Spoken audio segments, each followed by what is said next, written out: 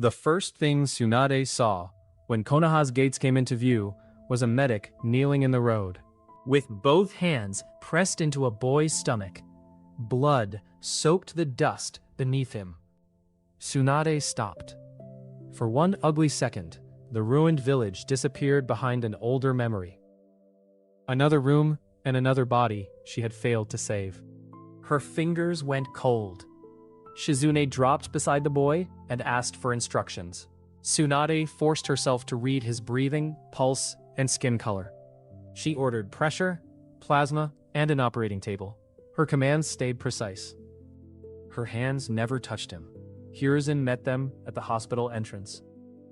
He smelled of smoke and looked 20 years older. Minato was dead. Kushina had died with him. Then Hiruzen led Tsunade into a guarded room. A newborn slept beneath a barrier seal. Yellow hair sticking up in soft points, 3 faint marks on each cheek, 4 anbu outside the door. Hiruzen explained why. The 9 tails had been sealed inside the child. Naruto Uzumaki was the son Minato and Kushina had left behind. The baby shifted, made a small irritated sound, and went back to sleep. Tsunade had seen Jinchuriki before. She knew what villages called them in official reports. Strategic assets, deterrents, living weapons. It was difficult to think of any of those words while looking at a child whose blanket had slipped off one foot. She pulled it back over him. For the next 2 days, Tsunade moved between that guarded room and a hospital system close to collapse. She reorganized triage in the courtyard because the main hall could not hold everyone. She turned storage rooms into recovery wards and replaced 2 exhausted administrators with academy instructors who could still count supplies. Whenever an injury could be treated without exposing too much blood, she worked herself. When it could not, she stood behind Shizune or another medic and guided them with a precision that made older doctors obey before they remembered to be offended. Between shifts, she checked Naruto's seal, his temperature, his feeding schedule, and the Anbu roster at his door. She told herself that this was professional caution. Shizune did not argue. On the 3rd night, Hiruzen called a restricted council in a room that still had a crack running from ceiling to floor. Koharu and Homura attended. 2 senior Anbu stood near the door.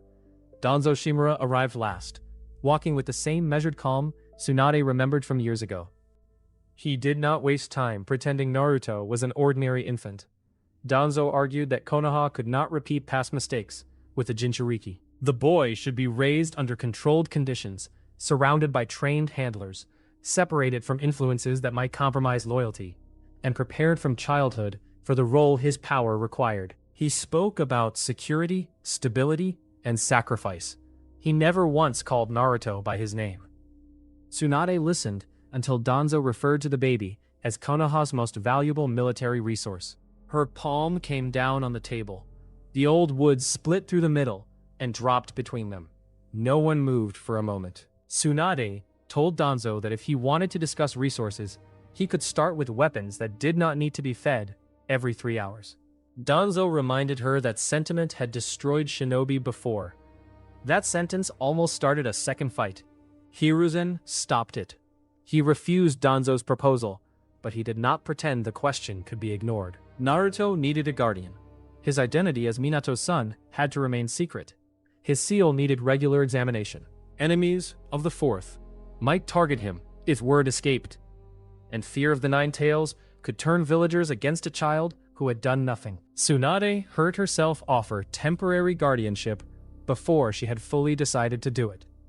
She clarified immediately that she meant temporary, maybe a week.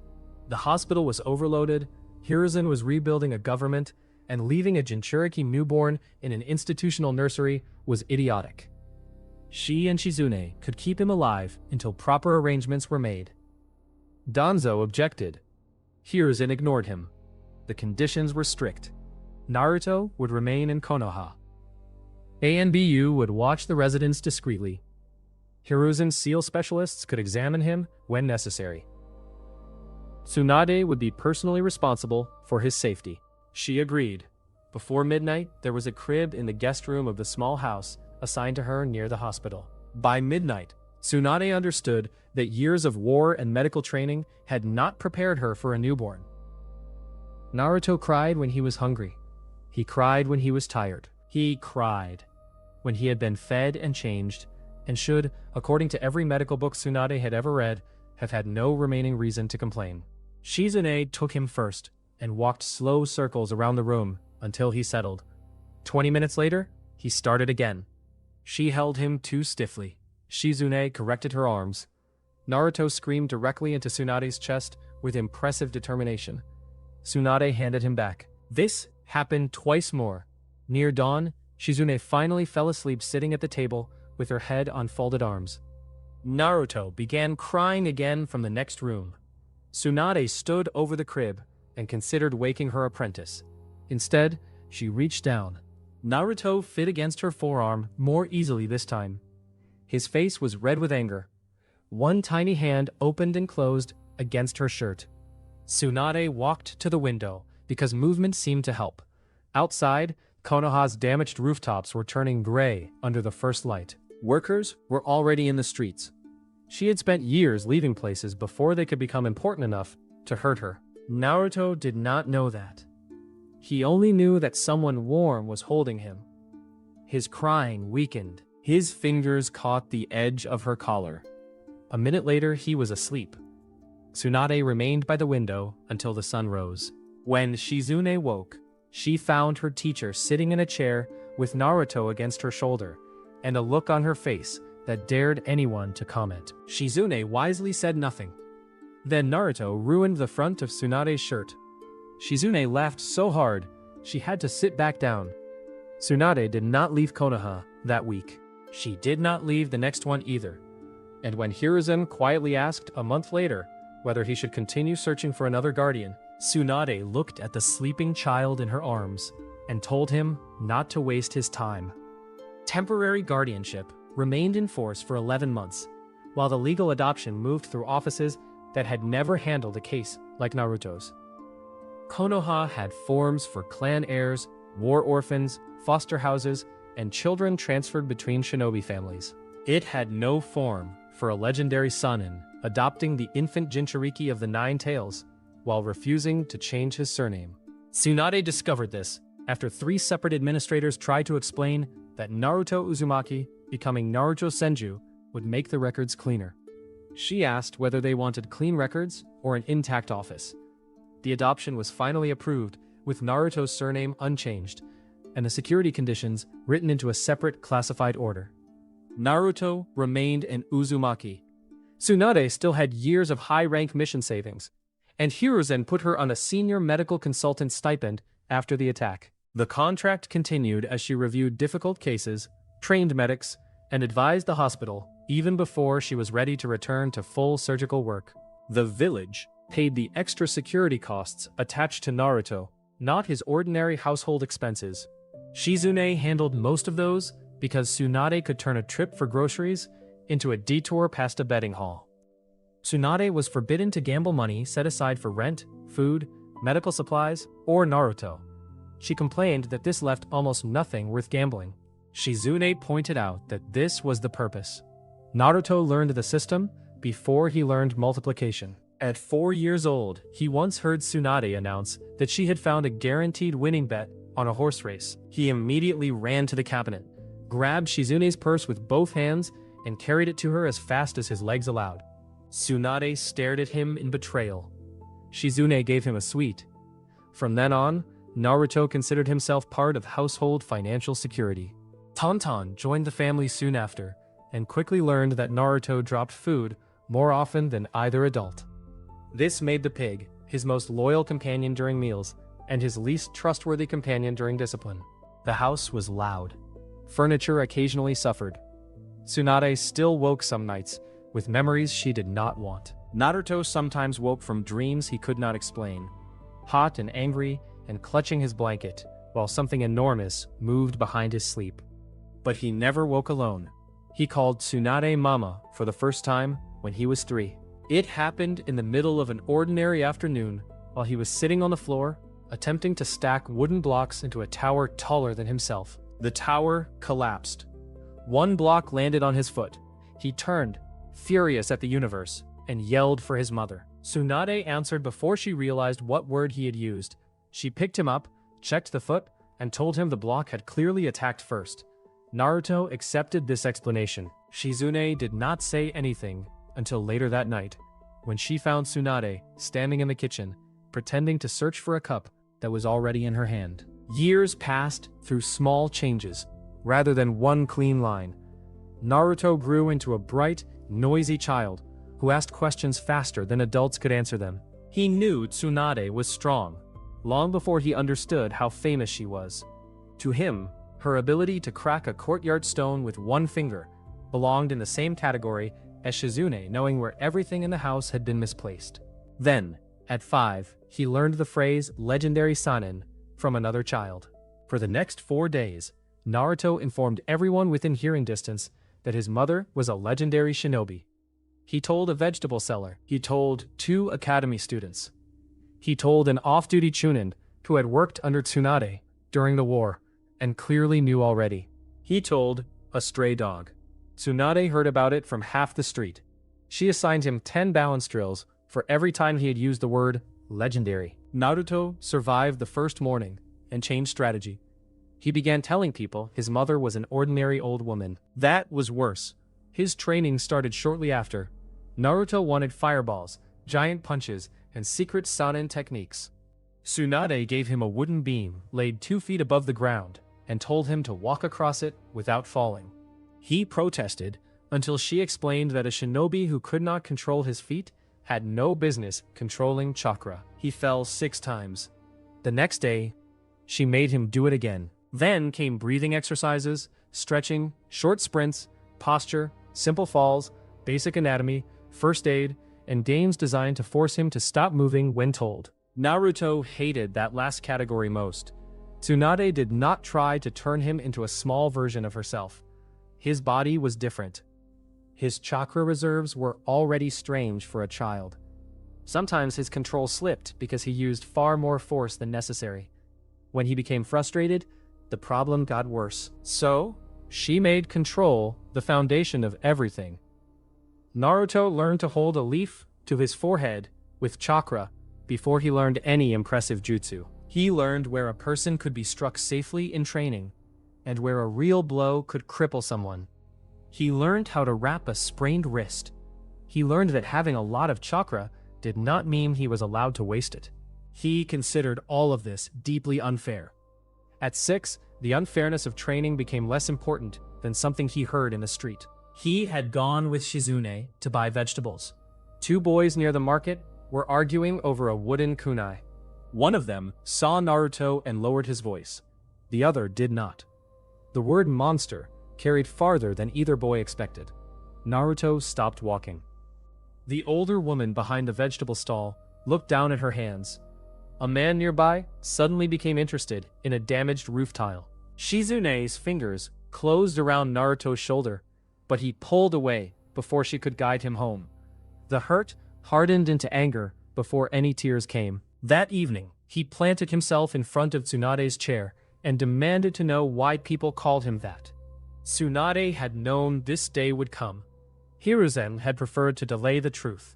Several advisors wanted Naruto told nothing until he was older. Tsunade had never agreed with either approach. She set aside the medical report she had been reading. Naruto was still small enough that his feet did not reach the floor when he sat on the couch. He kept his fists pressed against his knees. Tsunade told him there was something sealed inside his body. A creature called the Nine Tails had attacked Konoha on the night he was born. It had killed people and destroyed homes. To stop it, the 4th Hokage had sealed the fox into a newborn child. Naruto understood the last part immediately. He touched his stomach. Tsunade explained that the fox was dangerous. She did not soften that truth. She also made something else clear. The fox lived inside Naruto, while Naruto remained his own person. Tsunade treated that distinction as a fact, and anyone who confused the two was allowing fear to do their thinking for them. Naruto asked whether she was afraid of him. Tsunade's answer came so quickly that he looked up. No. It was one of the shortest answers she had ever given him. He stared at her for several seconds, then asked if the nine tails was why he healed small cuts faster than other children. That question was so practical that Tsunade almost laughed. She explained that the fox's chakra likely affected his recovery, but his Uzumaki blood also gave him unusual vitality. Naruto thought about this. Then he wanted to know whether the fox could hear them. Tsunade admitted she did not know. Naruto leaned toward his stomach and warned the Nine Tails that it was not allowed to eat Tauntaun's food. The conversation did not erase the anger he felt the next time someone whispered behind him. It did not make every villager kind. Some adults still looked at him and remembered burning homes. Some parents moved their children away from him in crowded places. The difference was what happened afterward. Naruto went home. He ate dinner with Tsunade and Shizune. He argued about vegetables. Tauntaun tried to steal from his bowl. When a bad day ended, it ended inside a house where his place was not in question. That changed the shape of his loneliness before it had the chance to define him. The first time Tsunade failed him happened the following year. It was an ordinary accident, which somehow made it worse. Naruto climbed onto the shed roof despite being told not to. One tile shifted. He fell through a rotten side panel and caught his forearm on a broken metal bracket. The cut was deep. He came through the back door, holding his arm against his chest, frightened more by the amount of blood than the pain. Tsunade looked up from the table. The room narrowed. Red covered Naruto's fingers. A drop hit the floor, then another. Her body locked before thought could reach it. Naruto said her name. Tsunade could see exactly what needed to be done. Pressure above the wound. Clean the edges. Check tendon movement. Close the vessel. She knew every step. Her hands remained at her sides. Shizune moved past her. She took Naruto into the treatment room, stopped the bleeding, cleaned the wound, and closed it, while Tsunade stood in the doorway, unable to cross the distance between them. Naruto was fine within an hour. Tsunade was not. That night she sat outside on the porch, long after he had gone to bed. The old fear felt more disgusting now than it ever had before. When it had only cost her work, she could run from medicine. When it had only shamed her in front of other adults, she could leave villages behind. Naruto had walked into her house bleeding and asked for his mother. She had frozen. Shizune eventually sat beside her. She did not offer empty reassurance. She simply told Tsunade that avoiding blood for another decade would not make the next emergency easier. Tsunade knew. After that, she began working around the edges of the trauma instead of arranging her life around it. At first, she reviewed surgical procedures from behind screens. Then, she stood in treatment rooms for seconds at a time. Some days were worse than others. She never announced that she was trying to recover. Naruto noticed anyway. He also noticed that his training became harder. Tsunade added precise chakra pulses to his strikes. The early releases were tiny compared with her monstrous strength, yet even that amount changed an ordinary punch when Naruto released it at the exact instant of contact. Naruto loved that lesson so much that she immediately regretted introducing it. The first practice post lasted 3 days. The third was reinforced with iron bands. Naruto considered this proof that he was improving. Tsunade considered it an argument for making him pay for repairs. By the time Naruto entered the academy, Konoha had learned to live with 2 truths about him at once. He was the Nine-Tails Jinchuriki. He was also Tsunade's son. Hiruzen had forbidden public discussion of the seal after the attack, but too many adults had known what happened for the secret to remain clean. Their children inherited fragments of the story. The second truth changed how people treated the first, though not always for noble reasons. Some villagers genuinely softened after years of seeing Naruto race through markets, fall out of trees, carry groceries for Shizune, and get dragged home by the collar after one of his arguments. Others simply had no desire to insult a child whose mother could put a fist through a street. Tsunade knew fear and acceptance were very different things. She also knew societies often improved in untidy steps. Naruto noticed the difference too. After one market argument with an adult who called him a fox brat, 7-year-old Naruto announced that he would become Hokage and make the whole village admit it had been wrong about him. Tsunade told him that becoming Hokage required paperwork. Naruto declared that he would change that rule when he took office. The dream stayed, even as the reason beneath it slowly changed. At the academy, Naruto cared more about rankings than village politics. That was mostly because of Sasuke Uchiha. Sasuke was everything Naruto found irritating in another child. He was quiet where Naruto was loud, precise where Naruto was impatient. He threw shuriken cleanly, memorized lessons after reading them once, and carried the Uchiha name with the rigid posture of someone who understood exactly how many eyes rested on his back. Naruto decided within a week that Sasuke's face was annoying. Sasuke decided within 2 that Naruto talked too much. A rivalry formed with no assistance from the adults. It might have remained a simple school rivalry if the Uchiha crisis had reached the violent end Konoha's leaders were beginning to fear. Tsunade's presence changed the choices available before that point arrived.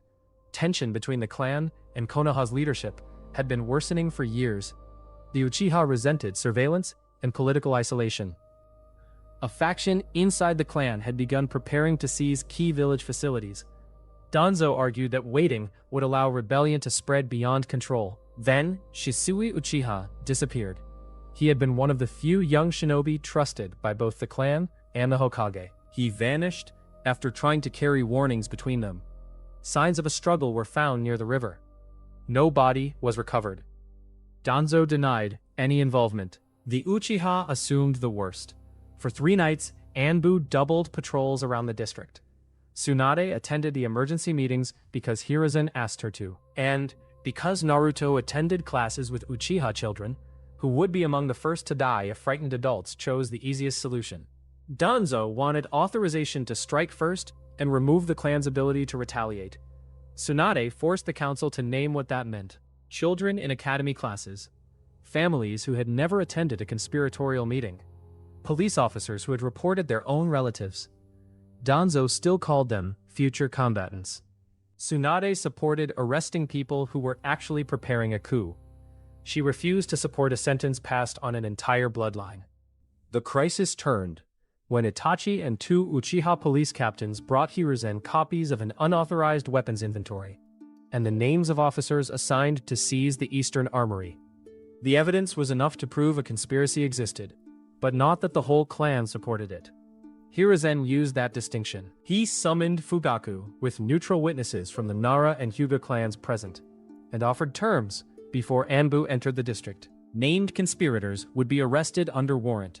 Uchiha police officers who had opposed the seizure could participate in the arrests. In return, the village would end blanket surveillance around civilian homes and move future disputes into a formal council instead of secret security meetings. Fugaku hated the humiliation of surrendering members of his own clan, but the alternative was an armed clash that could become a civil war before morning. More importantly, he could see the evidence himself. He agreed after adding one condition of his own.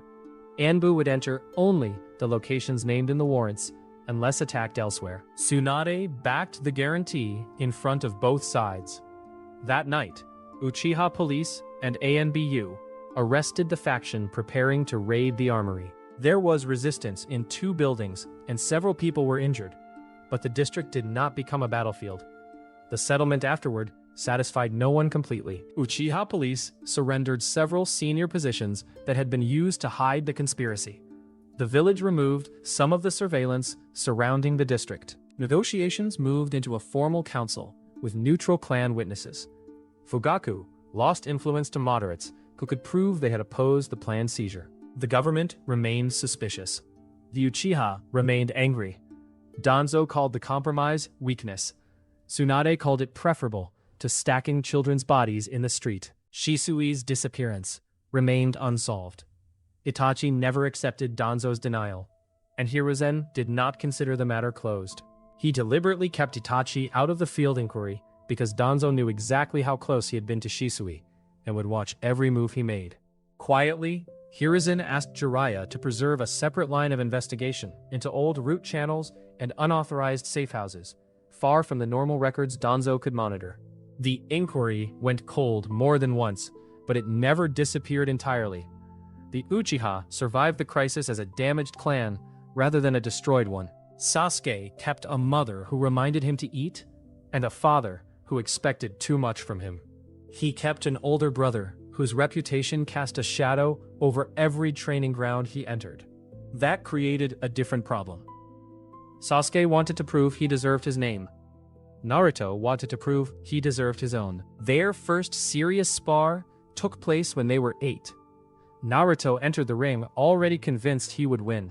He was stronger. He could run longer. Tsunade had taught him how to put chakra behind a short strike, and he had spent the previous month imagining the expression Sasuke would make when one landed.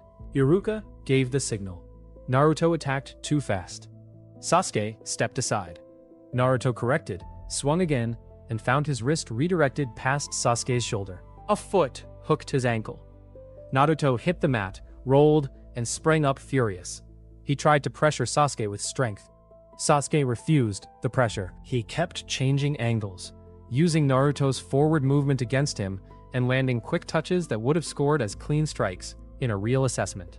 Naruto finally managed to corner him near the boundary line. He loaded chakra into his right fist. Sasuke saw the shoulder tighten. He ducked before Naruto threw the punch. Naruto stopped himself a fraction too late. The strike hit the training floor and cracked a shallow line through the boards. Every student in the room stared. Sasuke used that half second to sweep both Naruto's legs and pin him. Iruka called the match.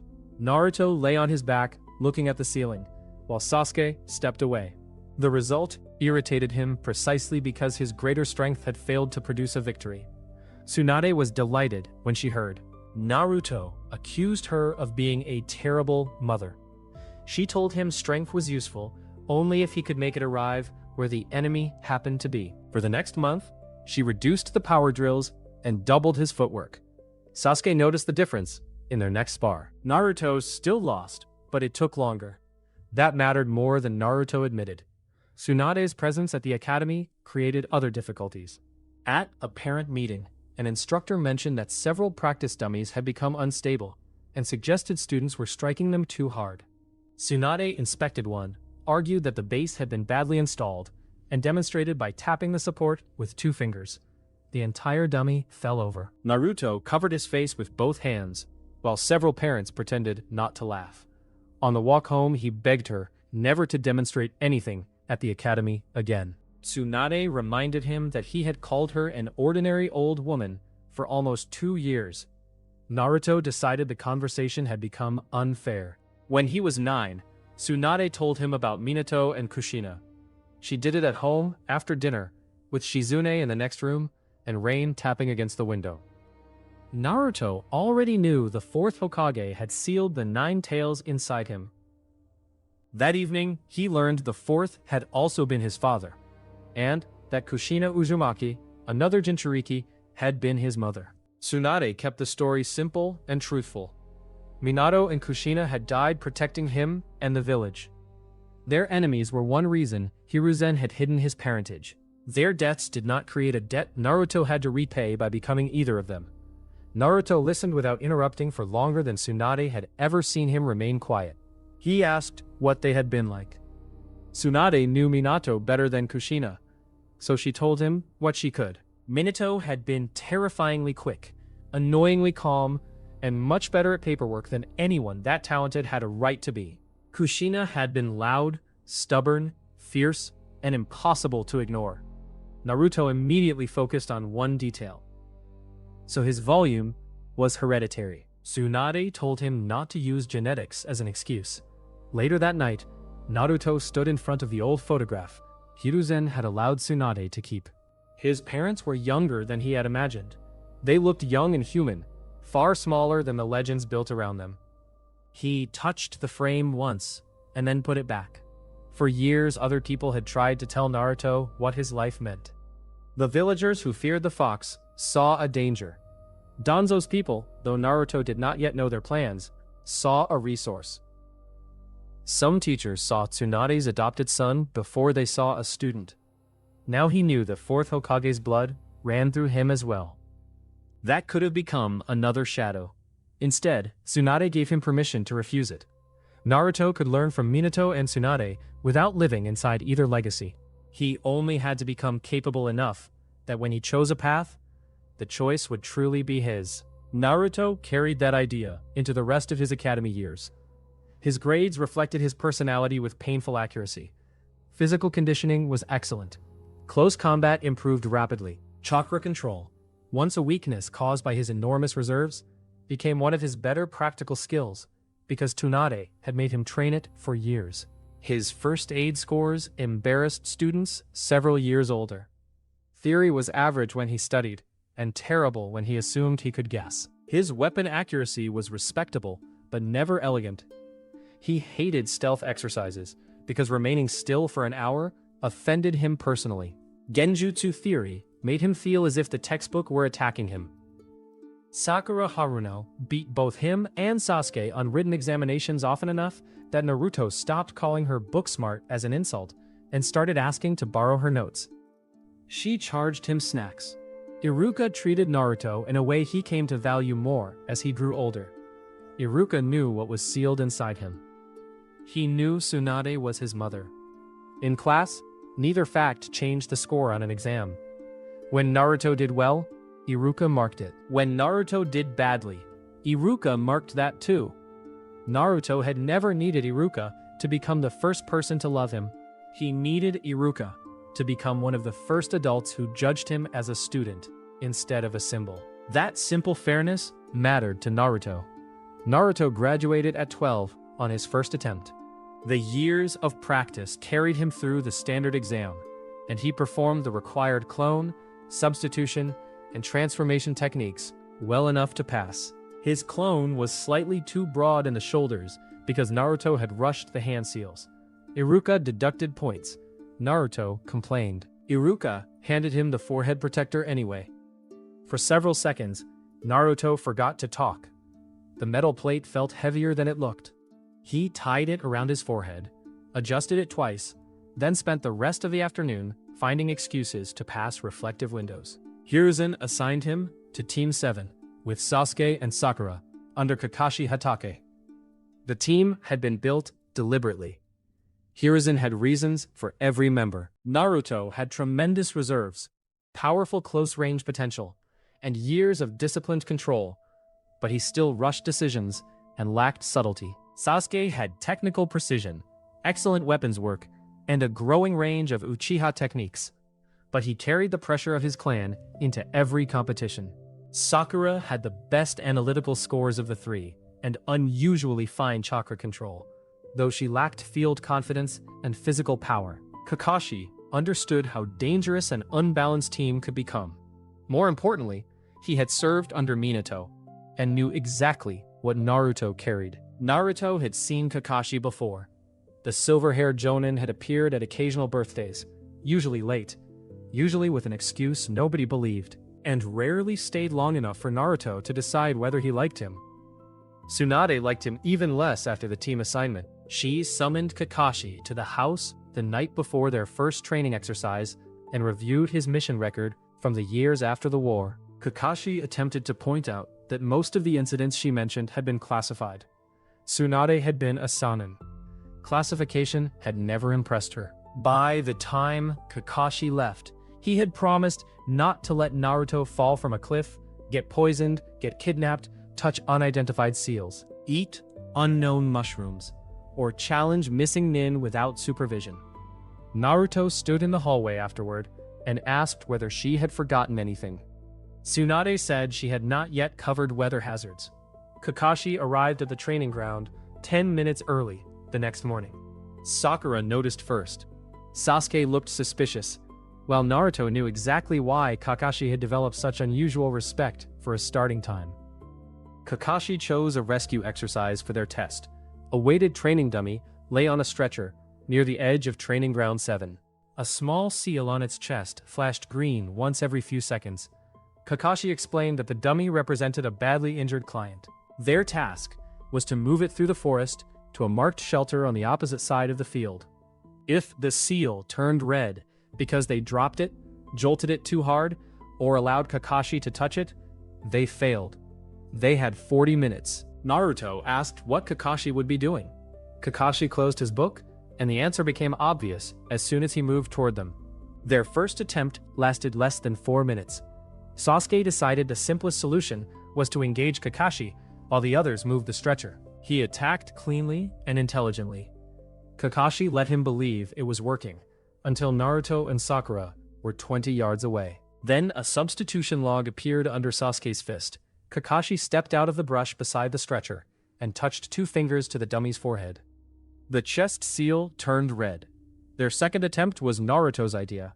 He would keep Kakashi too busy to reach the patient. Naruto attacked through the trees. Using every change of direction, Tsunade had drilled into him. He kept his center low and used short chakra bursts through his feet to accelerate out of turns. For almost half a minute, he forced Kakashi to move seriously. Naruto began to enjoy himself. That was the mistake. Kakashi drew him farther from the route, trapped his ankle with wire, and left him hanging upside down from a branch. When Naruto finally cut himself free, Sakura was arguing with Sasuke over the fastest path, and the dummy seal was red again. Their third attempt belonged to Sakura. She insisted that fighting Kakashi was the wrong goal. The test was delivery. She mapped the shortest route, assigned carrying positions, and ordered both boys to ignore anything that did not threaten the stretcher. It almost worked. Kakashi used a simple earth technique to collapse the narrow path Sakura had chosen. She had planned for distance. The stretcher tilted. Sasuke caught it before the dummy struck the ground, but the delay allowed Kakashi to block the only clean exit. He touched the dummy before they could reverse course. The chest seal turned red, with 20 minutes still on the original clock. Kakashi sat on a stump and asked what they had learned. Naruto wanted to say that their teacher was irritating. Sakura said they had each tried to solve a team problem with the skill they trusted most. Sasuke admitted that Kakashi had been controlling their attention from the beginning. Kakashi pointed at the timer. He had never said they were limited to 3 attempts. The fourth began with the 20 minutes they had left. This time, Sakura chose the route and kept the time. Sasuke prepared wire traps to limit which trees Kakashi could use for approach. Naruto carried the front of the stretcher until they reached a shallow ravine. Kakashi appeared on the far bank. Naruto did not charge him. That surprised both of them.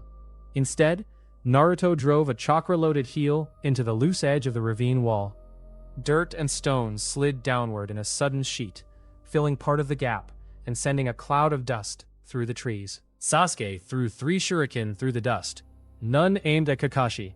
They cut the wires he had placed earlier. 2 weighted branches snapped across the only clean landing points on the far side. Kakashi had to jump higher. Sakura had already seen the opening. She ordered Naruto to switch from the stretcher to the rear guard position and sent Sasuke forward. Naruto met Kakashi as he landed and forced him to spend 1 extra step getting around him. Sasuke took the front. Sakura guided the stretcher down the filled slope and through a drainage channel too narrow for a comfortable fight. Kakashi could have broken through them with force. Instead of overwhelming them with force, he tested the formation they had finally built. A kunai from the left made Sasuke turn the stretcher without jerking it. A clone from behind forced Naruto to block rather than chase. Sakura caught a loose strap before it slipped and changed the route when she saw Kakashi waiting in the trees ahead. They reached the shelter with 7 seconds remaining. The seal on the dummy stayed green. Naruto collapsed on the grass and declared that this meant they had beaten a Jonin. Kakashi informed him that he had not used either hand for most of the final attempt. Naruto decided that detail was unnecessary. Team 7 passed. Kakashi started them on the usual low-rank work. Lost pets, fence repairs, deliveries, weed removal. Naruto complained exactly as much as Hiruzen expected. But his complaints had a different edge than they might have if he had spent his childhood desperate for attention. He was not trying to make the village look at him. He wanted work that proved his training mattered. Kakashi made him wait. During those months, he also introduced Naruto to the Shadow Clone Jutsu under controlled conditions. Hiruzen approved it because Naruto's chakra reserves made the technique less dangerous for him than for most genin. Tsunade approved it only after reading the safety restrictions twice, and making Kakashi explain how he planned to prevent Naruto from creating dozens at once. Naruto expected immediate greatness. His first attempt produced 6 clones, and gave him a headache strong enough to ruin lunch. His second produced 4 stable clones. That became the limit Kakashi enforced. Naruto learned to use them as moving angles rather than a crowd. One clone could draw an attack. Another could carry equipment. 2 could force an opponent to turn while the original moved somewhere useful. Kakashi also taught him the strangest advantage of the technique. When a shadow clone dispersed, its recent memories returned to the original. 4 sets of impressions at once could be disorienting, so Naruto practiced sending clones on short separate tasks and sorting what came back. The limitation made him think about each clone instead of throwing bodies at a problem. Sasuke mocked him for needing copies of himself to keep up. Naruto replied that even 4 of him were less moody than one Sasuke. Sakura threatened to leave both of them tied to a tree if they started another argument during a mission. The team slowly became functional. On the evening Naruto received his first forehead protector. Tsunade had told him it was only a piece of metal. Being allowed to wear it did not make him a good shinobi. Naruto had accused her of ruining the moment. Later, he fell asleep on the couch, with the protector tossed on the floor beside one sandal. Tsunade found it while turning off the lights. She picked it up, wiped a smear from the metal with her thumb, and set it on the small table beside his head where he would see it when he woke. Then, she pulled a blanket over him and went back to her medical reports. Their first serious mission arrived at the beginning of summer. A chain of border settlements northeast of the village had suffered a fever outbreak. Konoha was sending medicines, disinfectants, preserved food, and 2 civilian medical workers by caravan. Bandits had attacked merchants on the road twice that month, so Team 7 was assigned as escort. On paper, it was a straightforward C-rank mission. Tsunade read the paper as if she expected it to confess to murder. She checked the route. She checked the names of the drivers. She checked the last 3 incident reports from the border. She checked the medical inventory and discovered 1 crate had been packed with the wrong concentration of antiseptic, which led to a 15-minute lecture aimed at an administrator who had never met Naruto. Then she checked Naruto's field kit. Naruto stood by the door, wearing his pack, while she removed items he had arranged perfectly and put them back in almost the same places.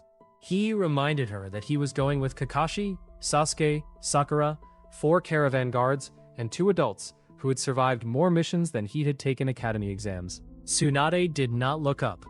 She added another roll of bandage. When Kakashi arrived, she questioned him about fallback routes, emergency signals, water sources, and the most dangerous point on the road. Kakashi gave serious answers until Tsunade began listing missions from his youth that had involved collapsing bridges, destroyed carts, accidental forest fires, and 1 incident with a wild boar. Naruto had never heard the boar story. Kakashi refused to explain it. The caravan left Konoha shortly after sunrise. For 2 days, nothing happened. That was almost worse for Naruto than danger. He walked beside the second wagon and tried to turn every sound in the trees into a possible ambush. Until Sakura told him that if a squirrel attacked the medicine supply, she would personally let him handle it. Sasuke spent most of the road watching the tree line rather than Naruto. He had learned that arguing during a mission gave Sakura opportunities to assign both of them extra work. Kakashi looked relaxed. Naruto knew him well enough by then to notice that his visible eye kept moving. The 3rd day took them into a narrow pass where the road climbed along a forested slope. Rock rose on the right. On the left, the ground fell toward a river hidden beneath the trees. The path was broad enough for 1 wagon to pass comfortably, 2 only if both drivers were careful. Naruto disliked it immediately. There were too many places above them where someone could watch without being seen. Kakashi must have agreed. He changed the marching order, putting Sakura near the medical workers and Sasuke behind the lead wagon. Naruto moved to the outside edge where his strength would be useful if a cart slipped. They reached the sharpest bend near noon. The rear wagon's axle snapped. The sound cracked through the pass. The wagon dropped hard to one side. A wheel twisted into the road. One of the drivers cursed and jumped clear. Kakashi's hand came up. Naruto looked at the broken axle and saw that the wood had not split naturally. A clean dark line circled it beneath the dirt. Someone had cut most of the way through before they entered the pass. A burning tag landed under the medicine wagon. Naruto moved before Kakashi shouted. He planted one foot against the road, drove chakra into his shoulder, and hit the wagon's rear wheel from the side. The entire cart lurched. Wood screamed. The damaged wheel jumped the drainage groove and dropped into the shallow ditch against the cliff wall. The explosive tag detonated where the wagon had been. Stone and dust punched upward. One crate shattered, but the medicines stayed out of the blast. Shuriken came from the trees. Sasuke knocked two aside. Sakura pulled one of the civilian medics behind the overturned rear cart. The caravan guards raised shields and dragged the drivers down. Kakashi disappeared. A second figure dropped from the slope at the same instant. A tall man with a scratched forehead protector and a short blade held backward along his arm. Kakashi met him above the road. Steel rang once. Both vanished into the trees in a blur of movement too fast for the genin to follow. That left the road. 4 bandits came from below the slope. Behind them walked another shinobi, wearing no village symbol at all. He was older than Team 7 by at least 10 years, narrow-faced, with sealing wire looped around one wrist. His eyes passed over Sasuke and Sakura, before settling on Naruto. That was the moment Naruto knew the broken axle had not been random. The man called him Naruto, using his given name with the familiarity of someone who had been briefed on exactly whom he expected to find. Sakura heard it too. Her expression tightened. The missing nin ordered the bandits to take the drivers alive and leave the blonde boy to him. Naruto felt something cold settle beneath his ribs. Kakashi had drilled one rule into them more than any other. When the mission changed, their priorities had to change with it. The mission had changed into a targeted attack on Naruto. Sakura took command of the civilians without waiting for permission. She moved them behind the let wagon, used the medical crates as cover, and sent 2 guards to watch the lower slope. Sasuke shifted left, keeping himself between the missing nin and the wounded axle driver. Naruto saw blood on the driver's leg. He wanted to attack.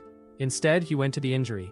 The cut was deep, but not arterial. Naruto pressed a folded pad into the wound, wrapped it tight, and ordered the driver to keep pressure on it.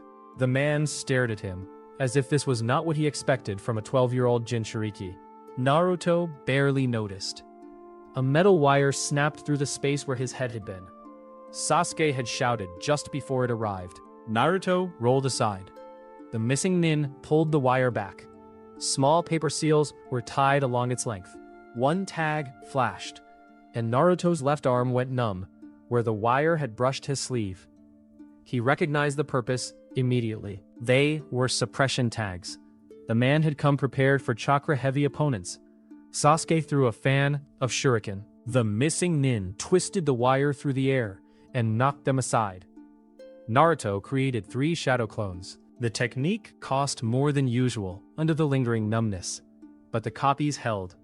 2 rushed from opposite sides. The enemy did not retreat. His wire looped low, then high. One clone lost its legs and burst into smoke. The second ducked the first line, only to meet a kick in the chest. The original Naruto stopped himself from following. That was what the man wanted. He was controlling distance with the wire and waiting for Naruto to become angry enough to charge through it. The third clone went toward the bandits instead. Sakura understood immediately. She used the distraction to move the civilians farther behind the wagon. Sasuke intercepted the nearest bandit with a kick to the wrist and drove him into the dirt. The missing nin smiled at Naruto. He asked whether Lady Tsunade had taught her pet to hide behind wounded civilians.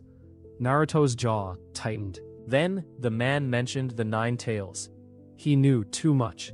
He said the fox would come out if the right person got hurt. His gaze shifted towards Sasuke. Naruto felt heat stir in his stomach. The heat that rose through Naruto carried a foreign weight. It crawled upward through his chest, old and vast, carrying a rage far older than a 12-year-old boy. For an instant, the past smelled sharper. He could hear the river below. He could hear the missing nin's breath. The pressure carried a promise clear enough to understand. If Naruto let go, the power would answer. He clenched his fingers once. Tsunade had spent years teaching him the same lesson in 100 forms. Years of training had taught him to reach for control before power. He breathed through his nose, slow enough to feel his ribs expand. He found his own chakra under the heat and held it there. The red pressure receded. The missing nin's smile faded. Sasuke noticed. He also noticed where the wire was anchored. The enemy had fixed 2 tagged lines to stones on either side of the road, creating a narrow killing space. Every time Naruto approached directly, the lines could close around him. Sasuke threw a shuriken at Naruto. It looked insane for half a second. Naruto saw the angle and ducked. The shuriken cut one anchor line behind him. The wire snapped loose. He did not charge the enemy. He drove his heel into the already damaged road beside the crater from the explosion. A controlled pulse of chakra cracked the stone outward. The missing nin's footing shifted as the road edge sagged. Sasuke used fire style. At the same moment, Sasuke sent the fireball across the enemy's stable retreat path, filling it with heat and forcing him upward. Naruto's first clone leaped too early. The missing nin cut through it. The second came from below and caught the wire around its forearm, on purpose. The suppression tag erased the clone, but the wire stayed pulled low for one precious instant. He released chakra into a short right hook. The missing nin blocked with his forearm. Bone cracked. The man grunted, spun with the force instead of fighting it, and drove his short blade toward Naruto's ribs. Naruto twisted, but not far enough. The blade cut across his side. Pain flashed white through his body. Blood soaked his shirt. The heat of the 9 tails surged again. Naruto nearly lost the rhythm of his breathing. Then Sasuke's wire wrapped the attacker's injured wrist. Sasuke planted both feet and pulled. The man's blade arm opened away from Naruto. Naruto stepped inside the reach. This time, he did not swing at the head. Tsunade had taught him exactly how much stronger the human torso looked than it really was. He drove a compact chakra-loaded punch into the man's lower ribs, below the protective vest. The enemy folded around the impact. Naruto caught his shoulder before he could fall away, and hit him once more in the center of the chest with far less chakra. The missing nin struck the ground unconscious. Sasuke released his wire. Naruto took one step back and pressed a hand to his own side. The fight was not over. 2 bandits were still moving. Sakura had already solved one problem by throwing a smoke bomb under the wagon and directing the guards through it by voice. One bandit stumbled out coughing and met Sasuke's elbow. The last saw the missing nin down and ran toward the lower slope. Naruto started after him. Then he heard the wounded driver groan. He stopped. The wounded driver mattered more than the fleeing bandit, because the mission required the caravan to reach the border alive. Naruto returned to the injured man. By the time Kakashi came back, dragging the unconscious leader of the ambush by the collar, the road was secure. Sakura had counted every civilian twice. Sasuke had bound the captured shinobi. Naruto sat with his back against a wheel, while one of the medical workers wrapped the cut along his side. Kakashi looked at the scene, then at the captured man with suppression wire. His visible eye hardened. The leader he had fought was a former special jonin from a minor hidden village. The man Naruto and Sasuke defeated had served under him as a chunin. Neither should have known Team 7's exact route. Neither should have known Naruto would be there. The surviving attackers were questioned before the caravan moved. They knew little. The buyers had provided the route, wagon count, shinobi names, and a warning that the blonde genin might release dangerous chakra if emotionally provoked. That last detail removed any remaining doubt.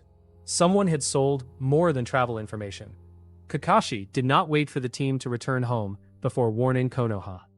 At the first secured way station, he used a summon to send Hiruzen a coded report. Containing the route leak, the attackers' descriptions, and the fact that they had been briefed on Naruto's seal. The regional post took custody of the captured shinobi under a sealed transfer order, while Kakashi kept the physical documents and interrogation notes with Team 7. That let the caravan continue without dragging two dangerous prisoners through every settlement. The rest of the mission became slower and much more cautious. Kakashi changed the route twice. Sakura checked every wheel each morning. Sasuke slept lightly. Naruto discovered that laughing with a cut in the ribs was a terrible idea, and blamed Sasuke for giving him reasons to do it. They delivered the surviving medicine to all 3 settlements. The fever ward in the final village was crowded with children. Naruto helped the civilian medics set up clean water stations, and spent half a day carrying supplies, instead of complaining that it was not shinobi work. On the way home, he thought about the man who had tried to make him angry. The stranger had expected the 9 tails to be the easiest way to control him. Naruto hated that expectation more than the wound in his side. Konoha's gates came into view near sunset 4 days later. Tsunade was waiting inside them. Naruto had hoped to clean up before she saw him.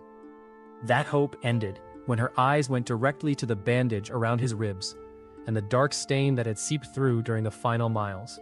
She stopped. Naruto saw it happen. Her shoulders stiffened, her gaze fixed on the blood. One hand curled hard enough that the knuckles whitened. Shizune stood beside her and took 1 step forward. Tsunade moved first. She crossed the distance to Naruto, pulled the edge of the bandage aside, and examined the wound. Her fingers trembled. Naruto stayed very still. Tsunade's breathing was too shallow. Sweat appeared at her temple, despite the evening air. She asked how deep the blade had gone. Kakashi answered. She checked Naruto's pulse herself, then ordered him to the hospital. Shizune remained close, but Tsunade did the treatment. She cleaned the wound. She reopened one badly aligned stitch from the field dressing and replaced it. Twice, she had to stop for a few seconds because her hands shook too much for fine work. Each time, Naruto watched her stare at the instruments until they steadied again. She did not leave the room. When it was over, Naruto looked down at the fresh bandage and told her Shizune probably could have done it faster. Tsunade flicked him in the forehead hard enough to make him regret speaking. Then she rested her hand on his hair for a moment. Outside the treatment room, Kakashi gave Hiruzen the captured documents and repeated what the attackers knew.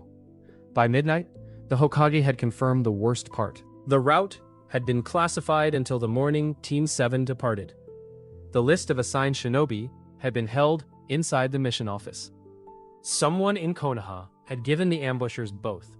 Someone had also told them exactly what Naruto was. The investigation lasted 3 weeks and produced exactly enough evidence to make everyone dangerous. The mission office logs showed that the route had been accessed after hours. The access seal belonged to a retired logistics officer who swore he had lost the token months earlier. 2 clerks remembered seeing an Anbu-style mask near the archive corridor, but neither could identify the wearer. The captured missing nin had dealt through intermediaries who were already gone.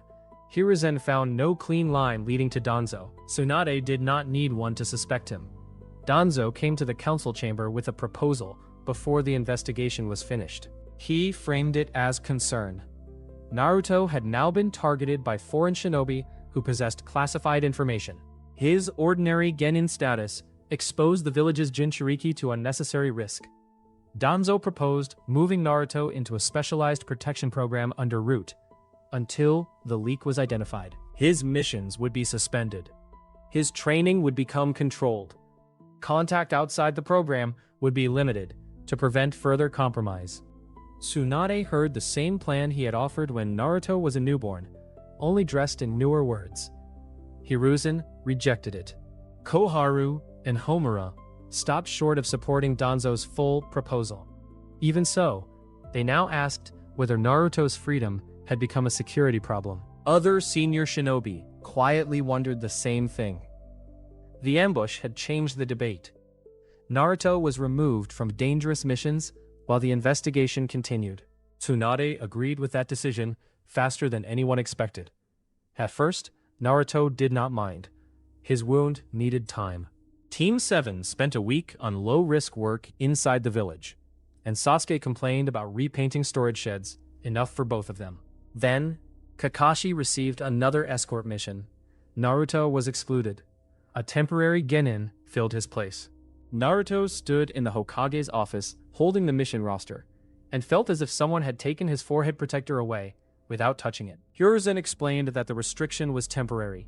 Naruto asked how temporary. Hiruzen could not answer. That evening, Naruto learned that Tsunade had recommended extending the restriction until the leak was solved. He waited for her at home. She returned late from the medical headquarters, carrying a stack of reports under one arm. Naruto sat at the kitchen table with his field pack on the floor beside him. Tsunade saw the pack and understood immediately. He asked whether she trusted him. She said the problem was not trust. Naruto wanted to know what it was.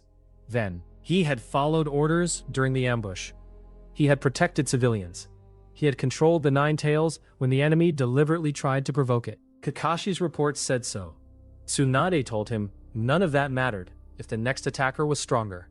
The words came out harsher than she intended. Naruto stared at her.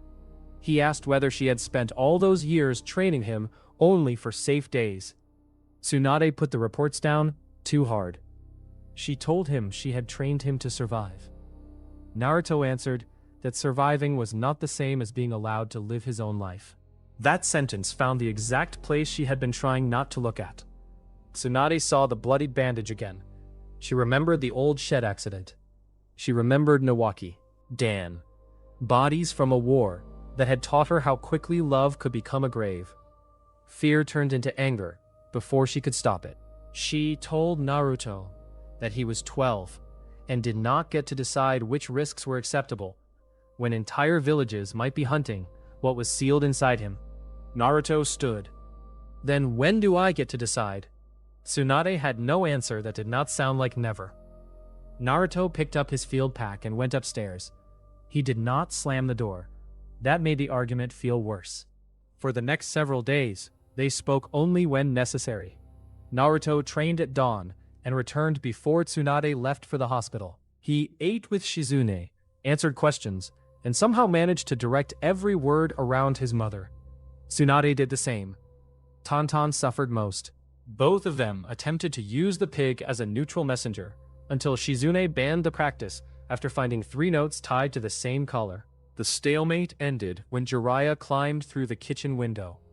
Naruto had known him for most of his life as a wandering Sannin who appeared at irregular intervals, brought strange gifts from distant countries, told stories Tsunade said were inappropriate, and vanished again before anyone could make him do normal family tasks. Jiraiya entered with travel dust on his sandals and a scroll case across his back. He took one look at Naruto eating in silence, one look at Tsunade reading the same page of a report for the 3rd time, and decided he understood the problem. He did not. Later that evening, he pulled Naruto aside and attempted to give what he called professional male advice about arguing with powerful women. His first recommendation was to apologize even when Naruto was correct. His second was to compliment Tsunade before making a request. His third involved flowers and a strategic retreat. Tsunade heard the last part from the hallway. Jiraiya exited the house through the window much faster than he had entered it. Naruto tried not to laugh. Tsunade tried too. Neither succeeded. The disagreement remained, while the wall between them cracked enough for conversation to return. Jiraiya's actual reason for coming to Konoha was less amusing. His investigation reached back to Shisui's disappearance. Hiruzen had first given him a quiet file years earlier, asking him to track unauthorized route channels outside ordinary village records. The trail had gone cold repeatedly. After Kakashi's coded report from the caravan, Hiruzen reactivated the old inquiry and gave Jiraiya the new archive access pattern. Jiraiya spent the next 3 weeks tracing safe houses and facilities connected to the same logistics network. Most were empty. Some had been abandoned years earlier. 3 still contained equipment designed for chakra suppression, conditioned obedience, and the control of high reserve shinobi. 1 facility held copied records on known Jinchuriki. The files on Naruto were the most detailed. Danzo could explain possession of older intelligence legally. Root had once been part of Konoha's security apparatus, and studying threats to the village fell within the broad authority Hiruzen had allowed him to keep. The problem was what Jiraiya found beside those records. The material included seal prototypes, behavioral assessments, and methods for isolating a subject from family influence. None proved Danzo had leaked Team 7's mission. Together they showed that he had never stopped planning for the day Naruto might be placed under his control. Tsunade wanted to move Naruto into a guarded compound immediately. The thought came so naturally that she hated herself for it. A guarded compound meant limited movement and controlled contact, with protection achieved through isolation. Her reasons came from love and fear, yet the cage would still be a cage. She found Naruto at Training Ground 5 that night. He was practicing chakra release against a stone block. His technique had improved since the mission. Instead of throwing his whole body into every strike, he stood close and released force only at contact. Cracks spread through the stone in short, controlled bursts. He stopped when he saw her. Tsunade told him about the root facilities. Naruto listened. She also told him what had frightened her since the caravan mission. She could imagine a day when he came back hurt badly enough that skill, medicine, and strength would fail to bring him home again. Naruto looked down at his hands. For once, he did not answer immediately. Tsunade did not apologize for wanting him alive. She did apologize for treating fear as if it gave her the right to choose his entire future. Naruto admitted he had been angry enough to ignore how close the mission had come to going wrong. If Kakashi's opponent had returned sooner, if Sakura had been injured, if the suppression wire had wrapped his neck instead of his arm, the outcome might have changed. Neither of them won the argument. That was what finally made it useful. They agreed on new rules. Naruto would continue training and ordinary missions. High-risk assignments would require Hiruzen's direct approval until the leak was solved. Seal checks would happen only with Tsunade, Shizune, Jiraiya, or a named Hokage specialist present. Naruto would report any order that attempted to isolate him unexpectedly. Tsunade knew rules could fail. Naruto knew freedom could be dangerous. They accepted both facts. Danzo learned that Jiraiya had found the old facilities. When a dormant tamper seal in one abandoned safe house sent a warning through a private relay that Root had never surrendered to the Hokage's network. The signal told him exactly which part of his hidden infrastructure had been exposed. For years, he had operated inside the space between what Hiruzen knew and what Hiruzen was willing to prove. He had tolerated Tsunade's guardianship because time was supposed to vindicate him. The Jinchuriki would become unstable. Emotion would compromise him. A crisis would force Hiruzen to accept stronger control. The caravan attack had almost created that crisis. Instead, Naruto had returned with witnesses saying he controlled the fox's chakra under deliberate provocation. The evidence Danzo needed had turned into evidence against his argument. Now Jiraiya was tracing Root's hidden infrastructure. Danzo decided he had one opportunity left. He could no longer take Naruto through law or council pressure. If he acted, the operation had to be fast enough to finish before Hiruzen could turn suspicion into a search order. Root created the opening deliberately. Team 7 had been assigned to move sealed duplicate witness logs and cataloged evidence boxes from a temporary archive near the eastern wall to the Hokage administrative building. The material was important enough to require seals, but not unique. Copies already existed in the central archive, which was why Hiruzen considered the job acceptable village duty for a Genin team, while the leak investigation continued. At the receiving office, a clerk reported a mismatch between the manifest seal and the storage register. Kakashi had to step through an inner security door to compare the original ledger and countersign the delivery. The clerk was not a Root operative, but the register page had been replaced before his shift. A watcher across the street signaled the moment Kakashi went inside. Less than a minute later, a masked Anbu appeared on the roof beside Naruto. He carried a written order bearing Hiruzen's official seal. According to the document, one of the seal specialists examining the caravan attack had found a delayed reaction pattern in Naruto's containment seal. Tsunade was already at Annex 3, a small medical inspection building 2 streets away. Naruto was to report immediately.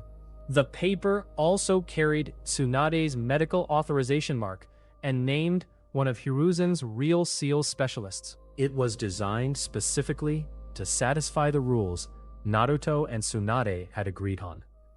Naruto still refused to leave silently. He showed Sakura and Sasuke the order, told them exactly where he was going, and asked them to tell Kakashi the moment he returned. Sasuke inspected the seal and found nothing obviously wrong except the timing. Sakura read the wording twice. Naruto pointed out that Tsunade was supposedly waiting at the destination, and that if the nine-tailed seal was actually unstable, standing on a roof until Kakashi finished paperwork made no sense.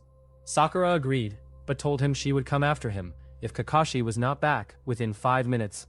The ANBU did not object. That should have made Naruto feel better. It did not. Annex 3 was quiet when they arrived. Naruto had been there before for routine examinations. The front room usually smelled of ink and medicinal alcohol. A receptionist sat behind a narrow desk. Seal diagrams covered one wall. This time, the desk was empty. The ANBU said Tsunade was already below in the inspection chamber. Naruto stopped at the stairwell. Annex 3 did not have a lower inspection chamber. He turned. The masked shinobi slapped his palm against the wall. A seal ignited under Naruto's feet. Chakra vanished from his limbs like air from punctured lungs. Naruto threw himself sideways before the pattern fully closed. His fist hit the wall where the Anbu had stood, but the chakra burst he expected never came. Stone cracked only under the force of his body. 2 more masked figures dropped from the ceiling hatch. A wire caught Naruto's ankle. Another wrapped his right wrist. Black script raced across both lines and bit into his chakra network. Naruto formed the Shadow Clone seal. Nothing happened. He used the wire instead. Rather than pull away, he stepped toward the first attacker, shortening the line before the shinobi could brace. Naruto caught the man's sleeve, drove an elbow into his ribs, and almost reached the door. A palm struck the back of his neck. The blow was measured with ugly precision. It left him conscious, while both arms went numb. Naruto hit the floor on one knee. A second seal pressed against his shoulder. The room tilted. He heard the wall behind the receptionist's desk slide open. So, Annex 3 had a lower chamber after all. It simply was not on any map Naruto had seen. They dragged him into darkness. By the time Kakashi returned to the convoy, Sakura had already begun explaining where Naruto went. She had also finished the evidence handoff instead of abandoning the boxes. 2 archived Chunin had signed the seals and moved them into the receiving vault, while Sasuke kept the manifest. Kakashi's visible eye changed when Sakura mentioned Annex 3. He had signed no approval for a seal examination. Sasuke reproduced the order's layout and wording from memory. Hiruzen's seal was correct. Tsunade's authorization mark was correct. The named seal specialist was real. One choice of terms still bothered Sakura. Tsunade's medical orders never called Naruto the Nine-Tails host in documents he might see. She used his name.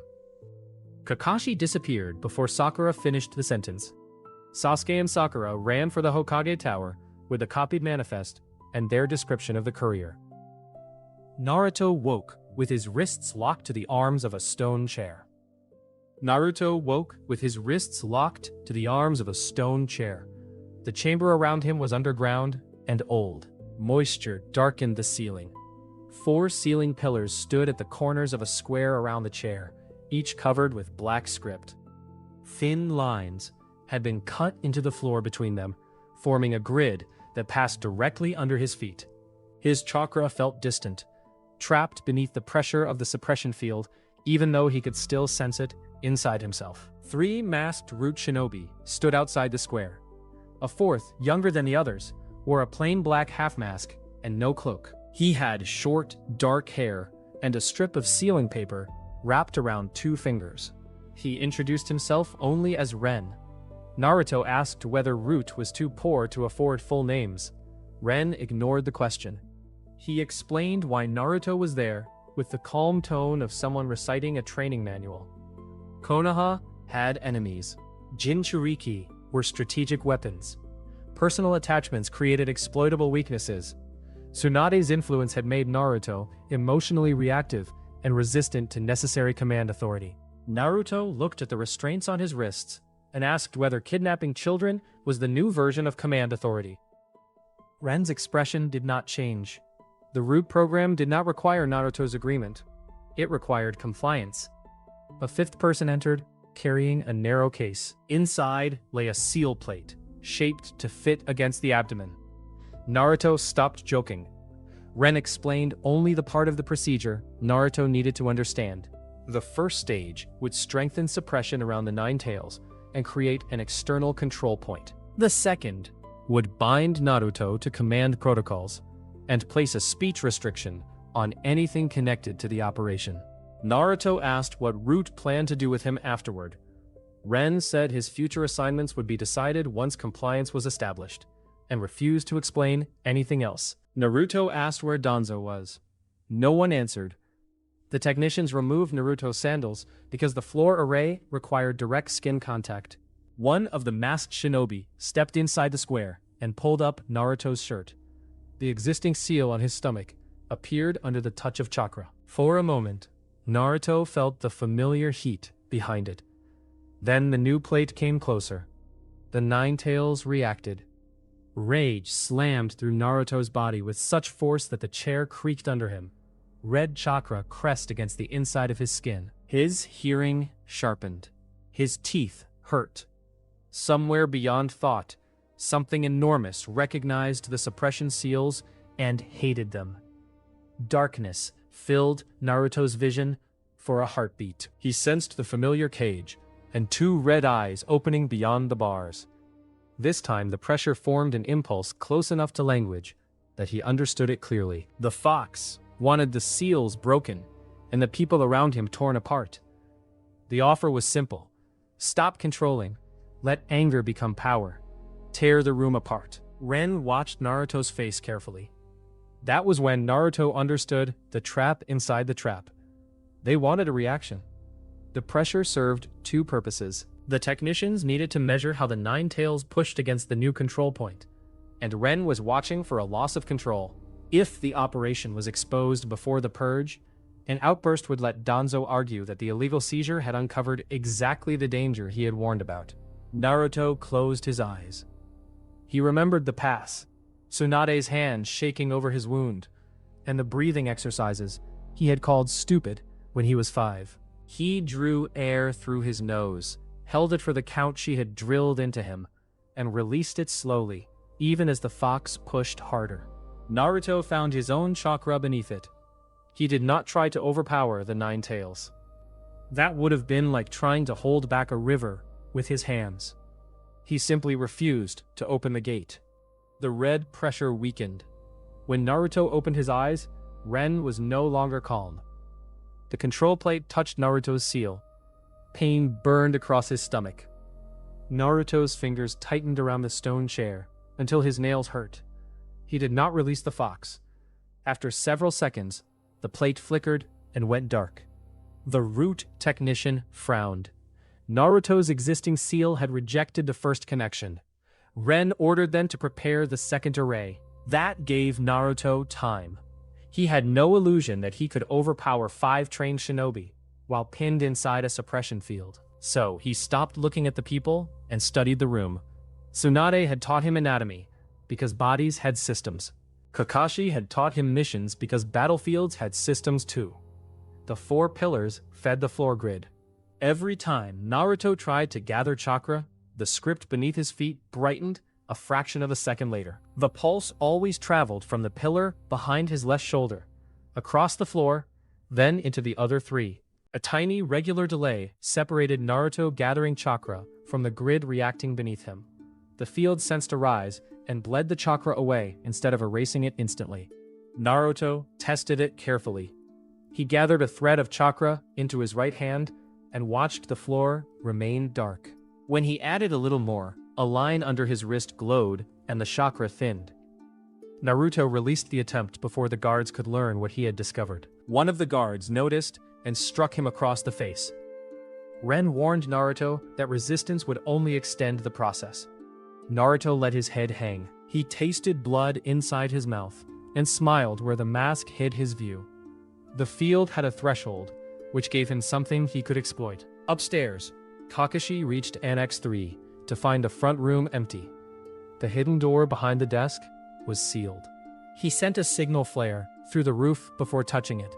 Tsunade was in the medical headquarters when the alert came. She read Kakashi's message once, crushed the paper in her fist, and left so quickly that the doorframe cracked behind her. Hiruzen mobilized Anbu toward every known route facility. Jiraiya began checking underground routes from old civil defense plans, as well as the passages he had mapped during his investigation. Sasuke and Sakura refused to remain idle in the Hokage Tower, and instead helped compare the forged order against mission logs. Sakura found that the authorization mark had been copied from a medical request filed 2 months earlier. Sasuke found the more important detail. The courier who had brought that old request to the archive had later transferred into a logistics office connected to one of Danzo's advisors. It was not enough to locate Naruto. It was enough to start pulling on the right thread. Below Annex 3, Naruto kept testing his cage. The second attempt to attach the control seal failed differently. The technicians adjusted the field to push harder against the Nine Tails chakra. Naruto felt the fox surge, then recoil as the suppression array slammed down. The pillar behind his left shoulder flashed brighter than the others. A thin crack appeared in the mortar at its base. Naruto saw it. Ren did not. The facility was old. The seal grid had been installed through stone that had shifted with time, leaving one pillar to carry more load than the rest. Naruto needed one strong release in exactly the wrong place for the array, and the restraints prevented him from making it. He changed the problem by letting his resistance fade and presenting the guards with the prisoner they expected to see. His shoulders sagged. He slowed his breathing. When Ren ordered him to answer questions about Tsunade's security routines, Naruto gave short, useless replies. After another round of suppression, he let his head fall forward and pretended he could barely focus. Ren watched him for nearly a minute. Then he decided Naruto was depleted. The chair restraints were designed for sealing procedures, not long-term confinement. To place the permanent mark, they needed Naruto on the floor array with his abdomen exposed and one arm free for chakra response monitoring. 2 root shinobi entered the square. One unlocked Naruto's left wrist. Naruto did nothing. The second released the right restraint. Naruto slumped forward into their hands. They lifted him. His bare foot touched the grid line beside the cracked pillar. Naruto gathered chakra slowly into the ball of that foot, adding it in amounts small enough to remain below the field's threshold. He used 2 measured breaths to build the charge. Ren ordered the technicians to begin, and Naruto added the last portion just as the floor script flickered. Ren's eyes narrowed when he noticed the change, a fraction of a second too late. Naruto released everything he had stored into one point beneath his heel. Stone burst downward as the crack at the pillar base split open. A section of the carved grid snapped. The suppression pulse raced from the pillar, reached the broken line, and died. The broken circuit left one corner of the square dead for a single second, which was all Naruto needed. Naruto's chakra rushed back into his body so quickly it hurt. He drove his shoulder into the first guard's chest, caught the second by the wrist, and used the man's own momentum to throw him across the broken grid. Ren shouted for the field to reset. Naruto created one shadow clone. The clone kicked the damaged pillar. The original hit it at the same point with a chakra-loaded fist. The stone base shattered. The pillar tilted and crashed across 2 lines of the array. The entire room went dark. Naruto's chakra rushed back. At the same moment, every alarm in the facility began to scream. The moment the suppression field failed, Naruto ran for the corridor and used the surprise instead of wasting it on pride. That choice saved him. The 2 guards he had knocked aside recovered almost immediately. One threw a blade through the place Naruto's back had been. The weapon struck the door frame as Naruto entered the corridor. He made 2 more clones while moving. The underground complex was larger than he expected. Narrow stone halls connected storage rooms, seal chambers, and old offices built beneath the medical annex. Red emergency lamps came alive along the walls. Naruto sent one clone left and one right at the first junction. He took the center path. Information returned when the left clone was destroyed by 3 root shinobi. The right clone found a locked records room before a suppression tag erased it. On the way there, the clone's foot had rocked one cracked tile at a junction where a faint suppression line crossed the floor. Naruto stored the detail with the rest of the memory and changed direction. The records room mattered first. Until then, getting outside had been the only goal. Then he remembered what happened after the caravan, when they had returned, with suspicion and injuries, while Danzo stood in a council chamber and dismissed every accusation as emotion. If Naruto escaped with nothing, Root could abandon the site before Hiruzen searched it. They had hidden facilities for years. Naruto reached the locked door and put his hand against the center. Normally, he would have broken it with one chakra burst. He stopped himself. The frame was covered in seal script. Smashing the wrong point could burn everything inside. Sakura would have noticed that first. Naruto imagined exactly how annoying she would be if he destroyed the evidence by punching it. He looked at the hinges instead. The hinges carried no seal marks. He tore the upper hinge out of the stone, then the lower one. The door sagged. Naruto pulled it toward himself and slid through the gap. Shelves covered 3 walls. Most held scrolls sealed with archive script. A desk in the center carried the active files for whatever the facility was doing that morning. Naruto heard footsteps behind him. He had seconds. He ignored the shelves and grabbed the open operation folder from the desk. The cover carried the Annex 3 site code and his own name. Inside were the forged examination order, the Eastern Tunnel schedule, the purge sequence, and a procedure sheet for the permanent command mark. The timetable expected the sealing stage to take less than 8 minutes before Naruto was moved through an emergency tunnel beyond Konoha's eastern wall. The repeated failures of the plate had already pushed Root beyond its planned window. A cover instruction ordered the underground rooms purged, foreign seal fragments planted in the clinic, and Naruto reported recovered from outside kidnappers 2 days later. If the command mark held, he would be unable to contradict that story, and the staged report would claim his seal had become unstable enough to justify emergency custody.